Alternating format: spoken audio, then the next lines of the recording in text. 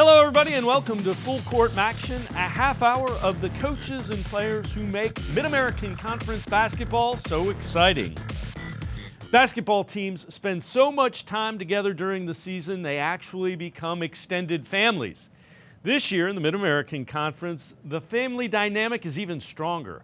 4 of the 12 schools in the MAC have a head coach whose son or daughter is playing on their team. It's led for special times for both players and coaches this year. Coker dishes off, and that three goes.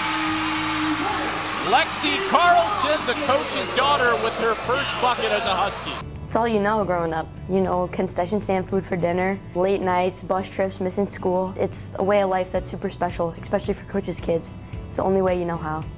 You know, you never know what to expect. I hadn't coached her before. I didn't anticipate that it would be difficult. And I think she's done a great job of really kind of keeping me in check, right? When she needs me to be mom, she's very explicit about, I need you to listen as my mom and not as my coach. I've really enjoyed it every single day. You know, there's never a day that goes by that, not that there's not difficult moments from a team standpoint, but there's definitely not difficult moments as far as coaching her. What's up, Bobcats? I'm Chase Bowles. I'm a freshman from Columbus, Ohio. Yeah, it's really cool. About midway through his senior year, he came to me and said, "Hey, Dad, I want to walk on." I'm like, "Are you sure?" And prior to that, you know, I called Coach Izzo, Coach Hurley, Coach Moser, and they all had their sons as walk-ons on their team, and all 3 said 100% no-brainer, be the best thing you ever do. The times that you miss of their activities and holidays and birthdays, you know, you're going to be around them on an everyday basis, and you'll have a different relationship with them, and it's been really cool. I remember when we first had, Allison and I first had Connor, he was our firstborn. You know, I remember Thad Mata, who I was working for at the time, said to me, "You think you know what love is until you actually have a child. And then once your child is born, then, you know, that's another level of love." And it's true. I lost my father in May. I remind myself, you know, I wish I had another day with my father. Sometimes I'll listen to a voicemail that he left me, you know, just to hear his voice. But to get the opportunity to coach your son, regardless of how long it is special. And so I've tried to embrace every minute. I've enjoyed having him around. It's been a real thrill for me. Well, it means a lot to be around your son every day. And, you know, it's a lot of times, and probably for the majority of parents in general, not just coaches, your son or daughter are going off to a different college somewhere, and you become the empty nesters, you and the wife, and you know they end up going off, and even though they might be on somebody else's team or just a normal college student, they're away from you. So to still, even though he's out of the house and he's a normal college student and he's living in the dorms and all those different things, he's still in the same town, and I get to see him every single day. It's neat, especially knowing, yeah, he loves basketball, but he also wants to follow in his dad's footsteps one day. 2-point game, fresh into the game, Drew Barbie. I just seen all the players he coached, and I wanted to be like him. I wanted to coach, and I like coaching, and I'm just a verbal guy. So, and he yells and talks and communicates and coaches people, and I like that. I think about the person I look up to the most. You know, she's my hero in a lot of ways. She's the reason now why I want to coach when I'm done playing. She's the reason I do everything I do as hard as I do every single day.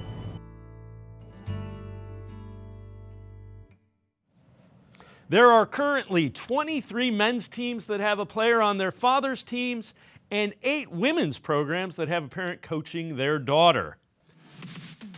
Time for us to take a quick timeout. When we return, we go one-on-one with Ball State women's head coach Brady Salee. Full Court MACtion will be right back. Stay with us.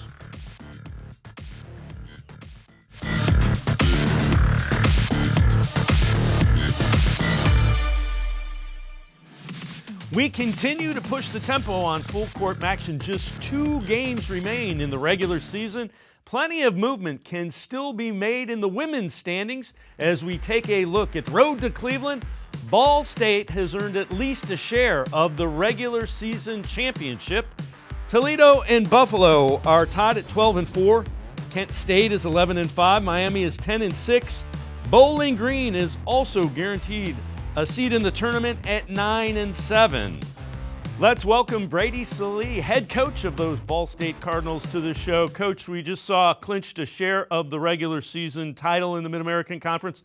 First time in 22 years for the Cardinals. As the head coach, what stands out about this group and what they've done so far?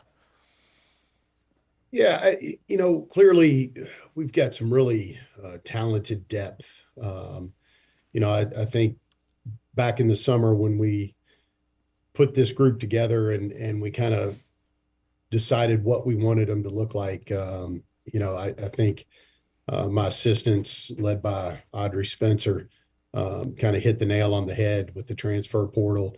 And it just added to this core four that we were returning. We wanted to take advantage of Allie Becky and Alex Richard, Marie Kiefer, and Maddie Bischoff's last year, and we wanted to put the pieces around them, and I think we certainly have. And so our depth allows us to do it in a lot of different ways. As good as Allie is, we're not just a one-trick pony. Alex Richard has had, I think, an all-conference level year. We just can put a lot of players out there that are hard to guard and create matchup issues. And they've made me look awfully good this year. So you touched on it. 5 players averaging in double figures. You got Elise Stuck back a few games ago. What does it mean to get her back and going, back on the court and going?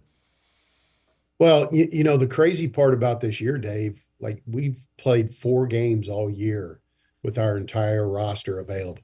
It's crazy. And it speaks to our depth because we've been able to keep winning. But now having her back, it kind of gets us back to whole, which is something that we've been hoping for. And we feel like if we can get her as close to 100% going into Cleveland as we can be, it gives us an incredible opportunity to go cut down the nets. And so, but Elise just in and of herself, she's a matchup nightmare. She can play the 3, she can play the 4. She can shoot it, and she's a absolute bear in the paint. It's just her motor is different than maybe anybody I've ever coached, and she certainly makes us different. And I think in those 2 games this week where she returned for us, the minutes were a little bit less and than we want them to be, but she's getting there. But she just gives other teams fits with her ability to get catches around the rim and finish at a high level. Well, on the subject of giving other teams fits, let's talk a little bit about Allie Becky. You look at any Mid-American Conference metric, she's top 10 in scoring. She's near top 10 or in top 10 in rebounds, shooting percentage from 3, and she leads the conference in assists. How have you seen her grow, and how much are you going to miss her when she finally graduates? Yeah, let's not bring that up. I break into tears or sweats. I don't know which one, but Allie is the perfect example of what a lead guard has to be. Back in the day, probably Dave, when you and I were playing, you had the pass first point guards, and you had the facilitators, and well now. The game has evolved so much that if you can't score it and you can't defend it and you can't make others better, you can't be an elite player at that position. And she certainly can do all of those things. I think the evolution in her game has really been on the defensive end, to be honest with you. She came in early as a freshman and she could score it, although she thought pass first. But really when she decided to start playing on both ends is when I think her game took off. And when she went from being a really good player to being one of the elite players in our league, and now has her in the conversation for Player of the Year. But the thing this year is she's taken her scoring to another level. She understands that's what we need. But her ability to get other players' shots is next level. And I'd like to take more credit for it as a coach, but she's had a lot of great coaches, mentors, trainers in her life, and we're just kind of benefiting from it right now. Brady Sallee, appreciate the time. Best of luck up here in Cleveland. Looking forward to seeing you and the Cardinals. Thanks so much for the time, Coach. Looking forward to getting up there and hopefully sticking around for a long time and doing something special. Thanks, Dave. Our game of the week showcases Coach Sallee's Cardinals. Ball State looking to take the MAC regular season crown all for themselves as they host Buffalo. Ball State won the first meeting by 22 points and led the entire game, but Buffalo has won 4 of their last 5 games. and will look to avenge that early season loss. This is how the bracket would line up if the regular season ended today. Ball State would get Western Michigan in the 1-8 matchup. Toledo would get Central Michigan in the 2-7 battle. Buffalo would face Bowling Green in the 3rd seed versus the 6th matchup. And the 4-5 pairing would be Kent State taking on the Miami Redhawks. Let's welcome Western Michigan head coach Shane Klippfeld to the show. Shane, we showed currently the 8th seed, so couple of important games left to wrap up the season. What's the message to the team as you get ready for this final week of regular season play? Yeah, it's really simple. Let's win our way to Cleveland. And, our constant message and how that happens is always win more possessions than the other team. And when you lose a possession, you try and win the next possession. So it's one at a time, not one game at a time, but literally one possession at a time. Senior Day wrapped up Saturday. Hannah Spitzley, one of 4 seniors, averaging almost 14 points a game, among the league leaders. How important is she to the Broncos, and how important has she been to the program? Yeah, that kid has been just such a unique player from the moment she walked in the door 5 years ago as a freshman to today, because she's probably been the most consistent player we've had over the course of a 5-year span, especially in terms of her work ethic and what she brings to the table and what you can expect from her and count on for her. And, it's nice to see her having her best year individually of her career. And probably one of the most special things about her is she would trade all of that for more wins. And that's not always the case in those situations. So what she does on a daily basis, just from leadership, take outside of her points, rebounds, steals, everything that she does for the team is her leadership and the way she can tutor our younger players and remind them about she was in their shoes one time as a freshman, not playing very much. So she's just been valuable from so many aspects besides statistics. Each team is a little different as a coach. What makes you smile about this year's group? The lack of drama, which is simple, but it's something you hope you never take for granted that you're not going to have it. But we haven't had any with this team, and they're super good humans. They're really good teammates to each other. I'm not saying we're perfect and we haven't had little glitches along the way, but over the course of a season, when you're putting 15 different players and wrapping a rubber band around them and throwing them into a circle and say, all right, get along with each other and figure out how to compete against each other on a daily basis. So this group has been exceptional to that. We have players from 4 different countries and long ways from home, and there's a lot going on in their lives, and our players just continue to wrap their arms around each other, and we can stand in a circle, which we do quite often, and remind each other what we like about each other. And sometimes those discussions move everybody to tears. It's pretty fun group to be around. Coach, as the father of 3 daughters, I understand exactly what you're saying. Appreciate the time and the insight. Best of luck as you battle to get here to Cleveland in the MAC tournament. Thanks, Coach. Absolutely. Thank you. Time for us to take a quick timeout. On the other side of the break, we'll talk with Toledo Rockets men's head basketball coach, Todd Kowalczyk. Full Court MACtion will be right back.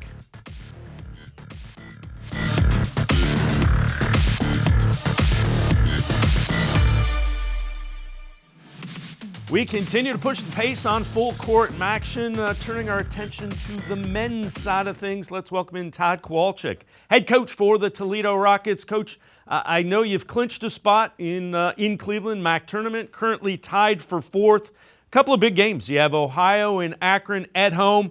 What's the message to the team last couple games of the regular season? Well, get our swagger back, get our winning ways back. Obviously, we're in a little bit of a rut right now. We were 8-2 at one point in time in the season, and we're 9-7, and we need to figure it out quickly. So people don't hear a lot about assistant coaches. I want to touch on this because you have unbelievable consistency. Jeff Massey's been with you 11 years, Justin Ingram 9, Jordan Loff 8. How important is that to the success of the Toledo Rockets, the success that you've had and are enjoying this year? Well, you mentioned Jeff Massey and Justin Ingram and Jordan Love, but Brandon Pritchell and Brett Rao. I couldn't be prouder of the staff. Just men of high character, great fathers, great mentors of our players. And, people ask me all the time, well, how have we been so successful for so long? I've had great assistant coaches and really good players, and pretty simple formula. All right, so this is impressive. You're one of 5 active coaches in the nation to win 4 straight outright conference titles. You're on a list with Mark Few, Bill Self, John Calipari, and John Becker. That's a pretty impressive list. What's that mean to you? It means we've won consistently, and I'm proud of that. When they researched it, they asked me who was on it. Obviously Mark Few and Bill Self are easy names. I never would have guessed John Calipari, to be honest with you. I know he's had so much success, and he didn't do it at Kentucky. He did it, or at Memphis. He did it back in the day at UMass. It's hard to do. It's hard to win championships. It's hard to win consistently, and I'm proud that we've done that. Now the next step for us is to play well in 3 days. Todd, as always, appreciate the time. Best of luck, not only this week when you host those 2 tough teams, but when you're up here in Cleveland for the Mid-American Conference Tournament. Thanks very much. Look forward to seeing you in Cleveland. Thank you.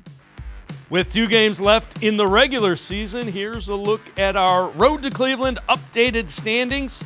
The Akron Zips have officially won the regular season. Miami is in second. Ohio currently sits in third place. Kent State and Toledo both 9-7. Western and Eastern Michigan are tied at 8-8. This is how the men's bracket would look if the season ended today. The Zips would have the 1 seed locked in. They would play Ball State. Miami would face Eastern in the 2-7 matchup. Ohio University and Western Michigan would be the 3-6 battle. Kent State and Toledo would be the 4-5 matchup. The final spot in the Mid-American Conference Tournament on the men's side of things could come down to Western Michigan at Bowling Green Friday night. Broncos are led by Chancey Willis Jr., who averages almost 17 points a game. Falcons have 2 players who average more than 15 a game in Marcus Johnson and Javante Campbell. Time for us to take our final timeout. When we return, Kent State's Jenna Batch plays a game of horse while reminiscing about her college basketball career. Full Court MACtion will be right back.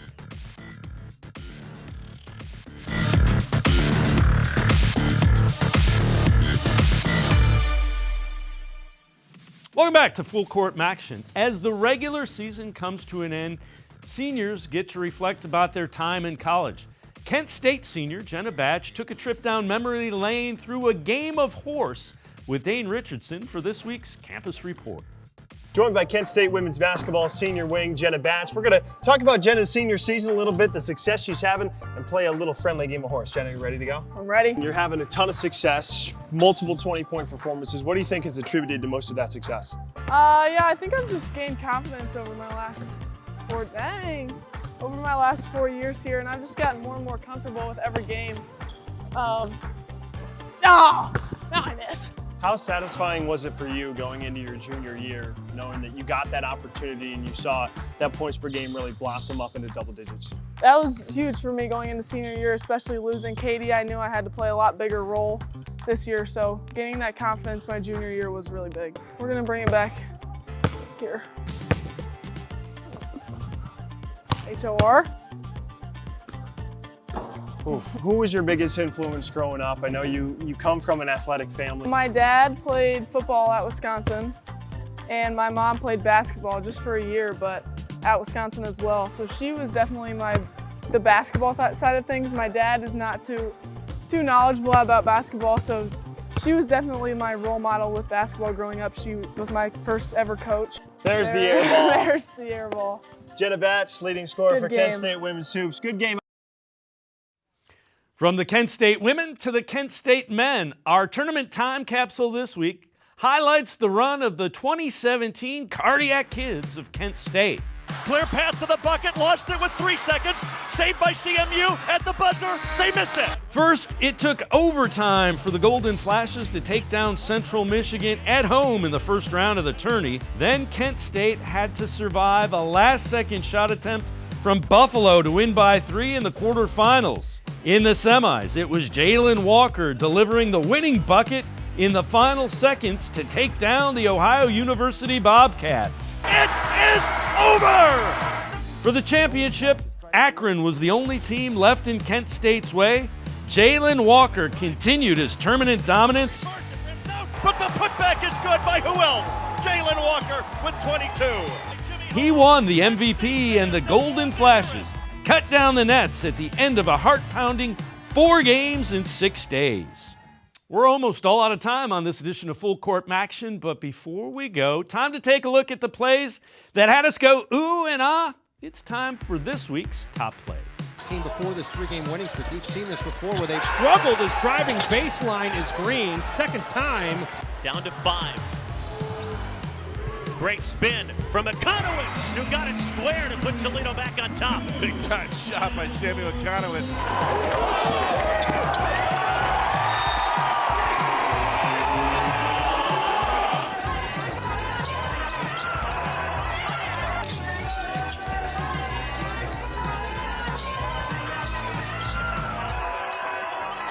That'll do it for us on this edition of Full Court MACtion. Join us next week when we are in MAC tournament mode.